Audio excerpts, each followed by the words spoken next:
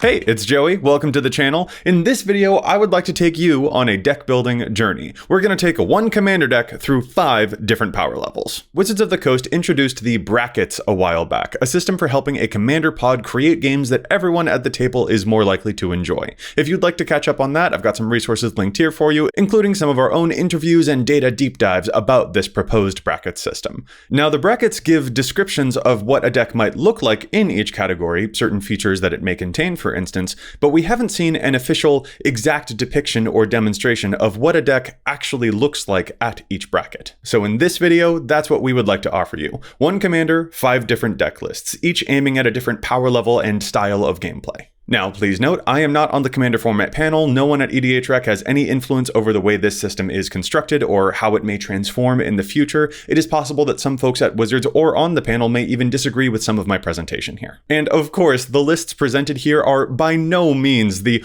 only way that this commander could be built at each specific bracket either. Still, we wanted to make this video for you because it's important to us for everyone to be able to find mutual touchstones that players can use as a reliable resource to help improve their game. We hope that these lists will help you tune into the vibes and give you a better understanding of the kinds of things that you can look for or communicate in your games to seek out like-minded players. And with that, let's get to it. The commander we're looking at today is Tivit, Seller of Secrets, so chosen because he can be built in a variety of ways, including a high-end competitive build. Tivit is an extremely powerful commander, 6 mana Esper 6/6 with flying and ward 3, and whenever he enters the battlefield or deals combat damage to a player, starting with you, each player votes for evidence or bribery. For each evidence vote, you investigate, aka make a clue token, and for each bribery vote, you create a treasure token. And while voting, you can vote an additional time. We'll start off with Bracket 1 Tivit. Bracket 1 is Exhibition, where decks prioritize theme over function. You're trying to craft an experience rather than prioritizing how to win. Tivit is an extremely powerful legend, so how are we making him Exhibition? Well, it's because he has one last super important feature, and it's that rad as hell mustache. That's right, our Bracket 1 Tivit deck list is oops, all mustaches. Every piece of art depicts a mustachioed fella somewhere, from the crappy Tobias Andrion to the art of Albert Einstein. From the pencil mustache to the handlebar, and from the walrus to the beard stash, this deck list is a simple celebration of facial hair. No, seriously, look how glorious some of these are. I mustache you a question. How did you make your facial hair look so good, everyone? This theme is obviously an extremely silly pile of cards that puts a much greater emphasis on the art than on things like card synergy, and that is the ultimate takeaway here. This is a list that someone puts together while wearing a huge smile, and a list that they play to make other folks at the table have a good laugh. If you're wondering what makes this deck Bracket 1, hopefully it's pretty obvious. We're not really taking things super seriously. We have a lot of time to stop and smell the flowers, and you get to bask in it for a bit, because isn't it funny how you never noticed this weird aspect of all of these pieces of art before? A lot of decks play with a destination in mind, but a deck like this isn't concerned about when it arrives, or if it arrives anywhere. While you might be walking or jogging, this deck is stopping to try and do a cartwheel. Overall, you come away from that game with an appreciation of the expressions of this game's fantastic artists. I want to give a huge shout out to my co-host Dana here, not just for coming up with this silly idea, but for also being a huge help with the construction of the deck lists that we're visiting in this video. I made some tweaks here and there and such, but he put a lot of work into these, so please make sure to send some love his way, especially for this very fun mustache idea. And of course, the links to each deck list are in the description of the video, along with a link to all of our personal deck lists if you're interested in perusing even more. Now, I know a common critique of Bracket 1 is the allegation that people don't actually really build and play these decks in paper, but I think there are enough examples in the community to verify that that statement isn't true. For instance, Rachel Weeks' Pony deck, or Megan from Infinitokens has a deck that is devoted to making the weirdest tokens possible. I have a Marina Haunted House deck, which isn't doing Enchantress things, it's just thematically trying to build a house.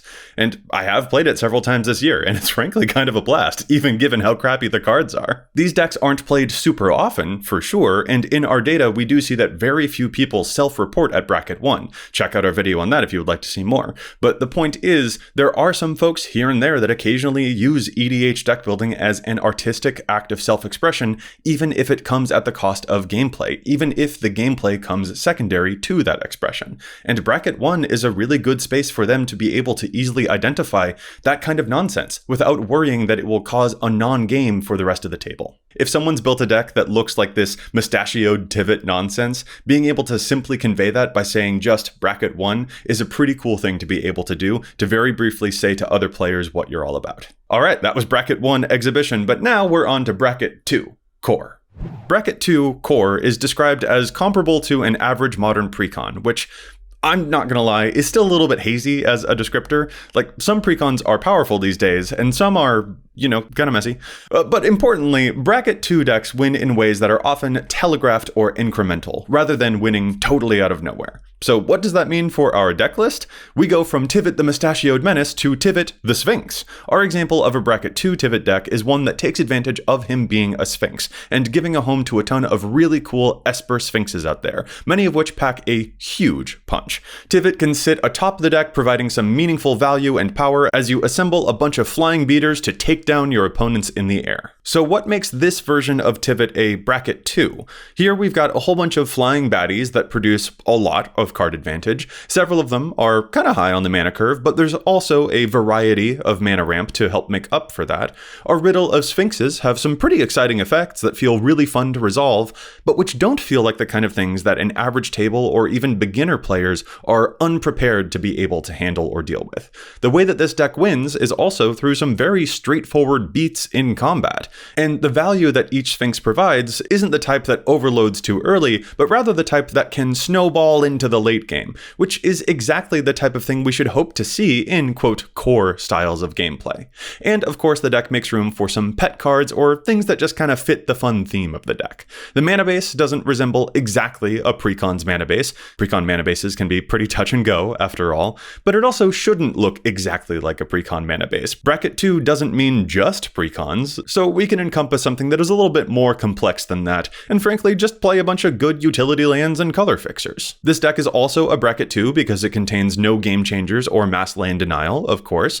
There are no 2-card infinite combos either. I think some specific cards worth noting are things like Sphinx Summoner and Metamai, which are a tutor and an extra turn card. Tutors and extra turns can also be the kind of thing that indicates bracket level, but note that the conditions of bracket 2 is few tutors and no chaining extra turns. Thus, these cards are flavorful and thematic inclusions that don't break the suggestions of bracket 2 at all, and frankly feel quite fun to play. Where bracket 1 was a goofy and very restrictive theme that chose to express something kind of at the cost of synergy or gameplay, this deck here is not compromising synergy and is clearly still interested in winning the game. This deck does commit to a theme, but it is not nearly as hyper-restrictive as what we saw in bracket 1. There's no way that a Sphinx deck like this would ever make sense as a bracket 1. Sphinxes are just a straightforwardly good creature type, and even if they don't have a ton of type-specific synergy that unifies them, cards like Reflections of Liara or Kindred Dominance are still really good payoffs for building a deck around one creature type. And Akroma's Will is a classic finisher that has even shown up in precons.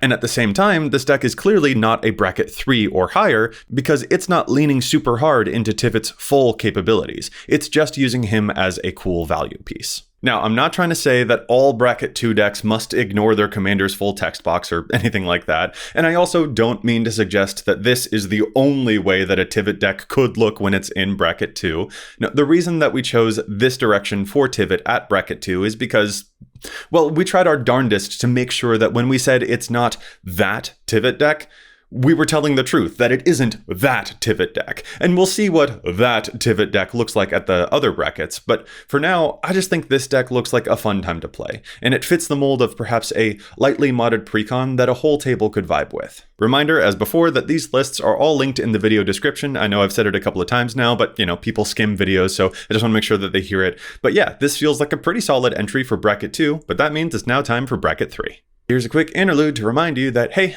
liking and subscribing means a lot, helps a lot. We have a Patreon too, if you want some cool perks, or even if you just want to tell us shut up and take my money. We're actually about to start offering Patreon exclusive content too, so that's pretty cool. Okay, on to the rest of the video. For bracket 3, upgraded, we get to see a whole new side of the commander. Now we're not focusing on his art or using him just for value. Oh no. Now we're leaning into that enter the battlefield ability. Whenever Tivit hits the field, we make a butt ton of artifact tokens.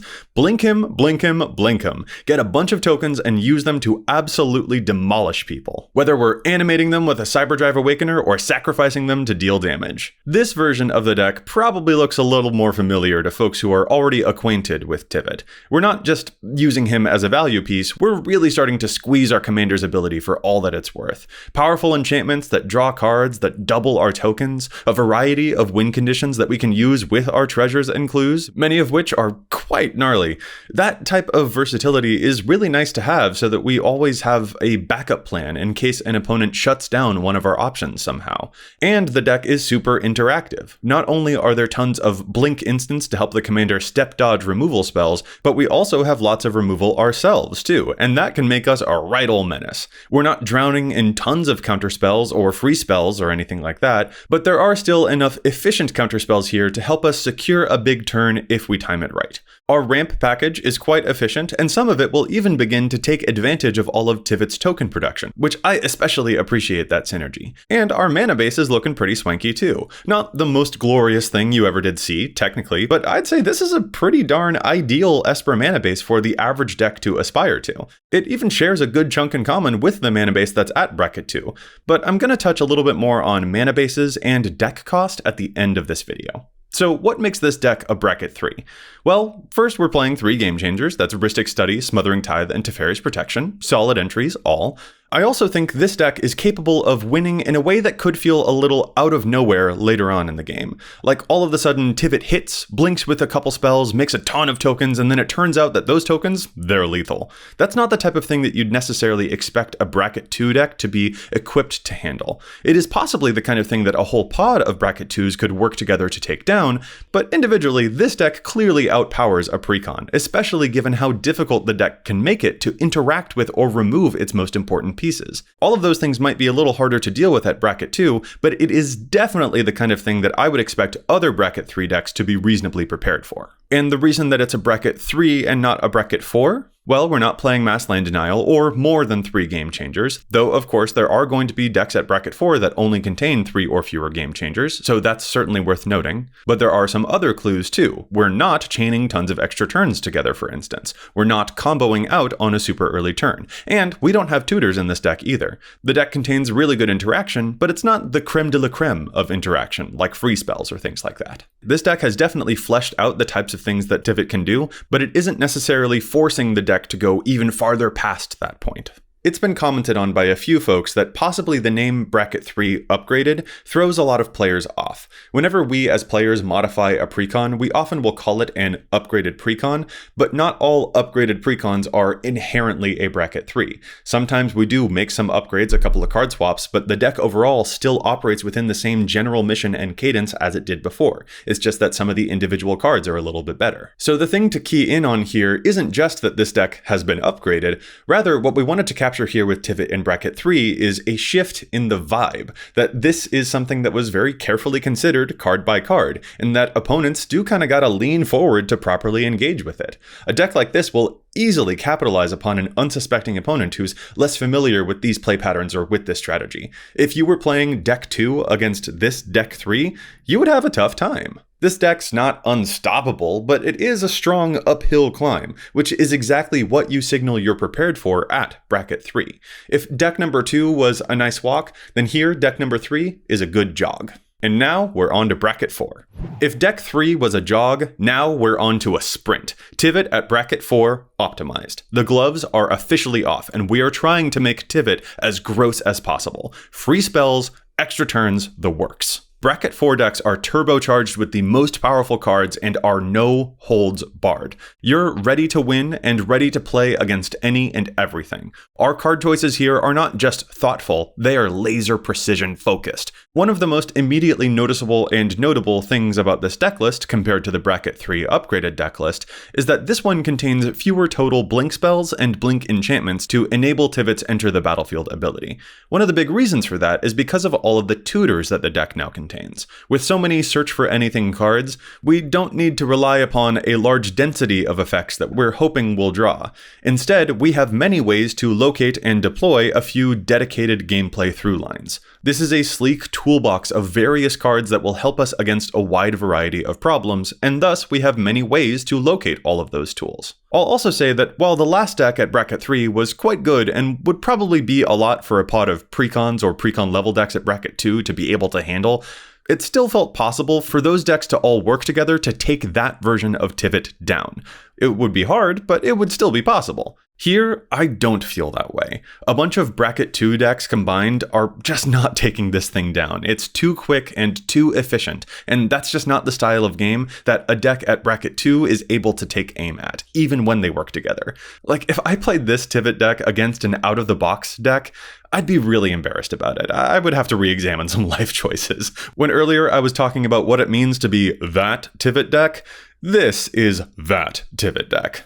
So what makes this deck Bracket 4? Well, obviously the 14 Game Changer cards, but also things like Time Sieve, which with Tivit becomes an easy way to chain infinite turns together. The 10+ tutor cards are also a big signal here, the extreme emphasis on low-cost interaction spells too. But most of all, what makes this deck a Bracket 4 is the intent. This deck is transparently trying to pop off ASAP, and will handily protect that plan when the moment comes.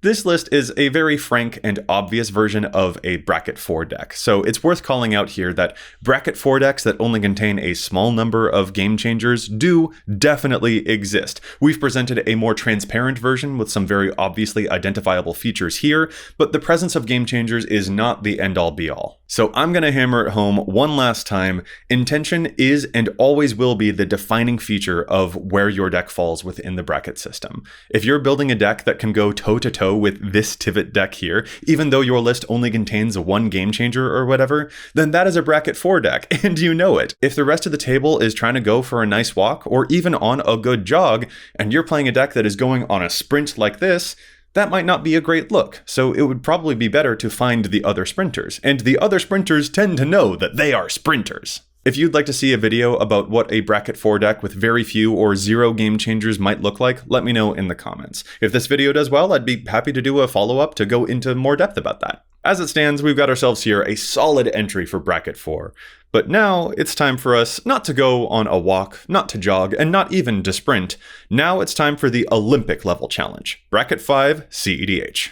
This version of Tivit is our final bracket, competitive. This deck list is based upon CEDH Tivit deck lists and contains many familiar lines to those players. An easily identifiable one is, for instance, the classic combo of Demonic Consultation and Thassa's Oracle. But this isn't just playing all the best cards, this is a deck specifically chosen to address aspects of a tournament metagame, both in terms of playing the most hyper-efficient win conditions and playing cards that will answer the things you know you're going to see in a match. Also note other features, such as the interaction pieces. Cards that lock down enemies casting things on your own turn, therefore securing you'll have a safe window to combo off. Cards that shut down activated abilities, or that stop cards from entering the battlefield from the graveyard or from the library. Those aren't the kinds of things that you play just because, they're silver bullets, things that you've locked and loaded because you anticipated the types of opposition you will encounter. I also think the land count is kind of interesting here. Our Bracket 4 deck had 36 lands, but this Bracket 5 is much lower at 29. That's in no small part due to the types of mana accelerants we have now, which are extremely sleek. Many of them operate more as rituals than they do as mana rocks. Our mana curve is extremely low, but also we don't need to set up lots of things to have many resources over time. We need what we need now, when we need it. And if all goes right, then we won't need those things again because the game will be over by that point. So what makes this deck a Bracket 5 and not a Bracket 4? How do you tell the difference? Well, to really answer that question, I'd like to use Architect's Compare Deck Lists feature and contrast the cards in this deck against our Bracket 4 list. And voila! Here we can see the types of things that are present in one deck but not in the other. They share a lot of things in common, but there's still a solid chunk that doesn't match, many of which I briefly mentioned earlier, but to be more exact, these aren't cards that you play to be prepared for anything. These are cards that you play because you know exactly what you're prepared for. A Bracket 4 deck brings a good toolbox to respond to a variety of unexpected gameplay scenarios, but at Bracket 5, we're going for some silver bullets. You don't just have general versatile answers, you have hyper-specific antidotes to hyper-specific poisons because you did your homework and you know the types of snakes that you're going to face off against. Also, just being real, here's the other difference. If you don't know whether your deck is a Bracket 4 or a Bracket 5, your deck is not a Bracket 5. Your deck is a Bracket 4. CEDH is a very intentional tournament step. One does not simply oops into that. So there we are, one commander built across all 5 brackets to try and give a better understanding of what kind of gameplay or vibe is likely to occur at those types of pods. From silly goose to giving it your all, incremental wins to combo finishes, laid back gameplay to lean forward and take no prisoners strategies. Commander encompasses an enormous variety of gameplay styles, of walking and sprinting and jogging and whatever, and finding your pace within that is what's important. One last reminder that, of course, all of these lists are linked in the video description below. One last final thing before we go. We debated for a while about the mana base and budget of these decks before presenting these lists, so I'd like to give a final comment about those. To give a quick rudimentary example of what I mean here, the Bracket 2 list that we presented here doesn't contain any fetch lands, but the Bracket 3 deck does. The Bracket 4 deck has OG dual lands in it. Stuff like that. And the prices of each deck list did progressively get more expensive too. Many CEDH folks will tell you that their favorite set is Hewlett-Packard Masters for exactly this reason. In presenting the deck lists that we've got here, I hope that we've been able to give a clean and easy demonstration of what types of things to expect or understand about the vibes of each bracket and what they're aiming for. But it is possible that by using that tactic to convey that message in what we hope is a very grokkable way, we might accidentally have also conveyed that the end-all be-all of each bracket is directly correlated to the cost of each of those decks, which just isn't the truth. In fact, I had initially wanted to craft a budget Bracket 3 deck that was cheaper than the Bracket 2 list to try and communicate better that money is not an inherent signal of bracketing, but I decided that it's clearer if I just say it straight up like this instead. I could port the fetch lands and the dual lands into that Bracket 2 deck, and it would not change the bracket. The way that that deck plays is still the same. And I could easily budgetify that Bracket 3 and Bracket 4 decks' mana bases or whatever, but I don't think that that would change the fact of their respective overall missions and the intentions of those decks during gameplay. And I could also build an extremely expensive deck that meets the criteria for Bracket 1, and in fact, I have. A while back, I theory crafted a joke deck called Reading the Card Explains the Card, which would be astronomically expensive to actually build in paper. And yes, I absolutely do think that that deck is a Bracket 1, because it doesn't know how to win, but it does know how to make you laugh, which is the whole point. Price does not preclude gameplay mission. If someone tells you that their deck isn't that expensive, so it's probably not a Bracket 4, I don't think that's really definitive. I would want to ask more questions. Knowing the budget of your deck doesn't tell me a lot about the game that we're about to have or the way that you're hoping to play it. Budget decks can be extremely good and very powerful. Check out the Shuffle Up and Play episode where we all played budget decks. The gameplay was fire. Let's just not slip backwards into using deck cost as a stand-in for power level. Again, if this is the kind of thing that you would like to have a follow-up video about, let me know. Budget Bracket 4s or expensive Bracket 2s, or maybe even when a game changer is justifiable at Bracket 1. If this video does well, I would happily go into more detail and give some more concrete examples about all of that. But for now, please just don't trick yourself into thinking that the difference between a Bracket 2 and a 3 is like fetch lands. Please don't fool yourself that the reason a deck is a 4 is because of how much it cost to put together. Are there probably some overall trends to do with deck cost or mana bases and how they fall along the bracket system? Sure. But what matters is you, and you may not necessarily fit very neatly into that trend. What matters is your deck and where it will be the most fun to play. We're Magic players, so we're very accustomed to looking at exact rules and precise wordings, but doing that here means that you risk missing the forest for the trees. You could make several changes to each of the lists in this video, and those decks may not actually shift all that much within their brackets, because it's not about any individual card choice, it's about the direction the deck is pointed and how it's intended to be played. So I hope that that point shines the clearest when you're looking through these deck lists. And my hope is that by providing these 5 Tivit decks at various brackets, it helps you to get a better bird's eye view, to become more in tune with how to communicate your gameplay desires with pods of other players to find like-minded opponents. A huge thank you again to Dana for helping construct these lists. This video could not have happened without him. Please send him a bunch of love. And let me know which of these decks is your favorite. Which bracket do you play at most often? If you think that these decks would look different in those brackets, how would you change them? And which decks would you play against each of these lists too? Check out our other videos if you want more data about each bracket or the game changers. It's really fascinating stuff to see all that behind the scenes data moving around. But for now, it's goodbye. So show some love if you like the video. And until next time, remember, EDH wreck your deck before you wreck your deck.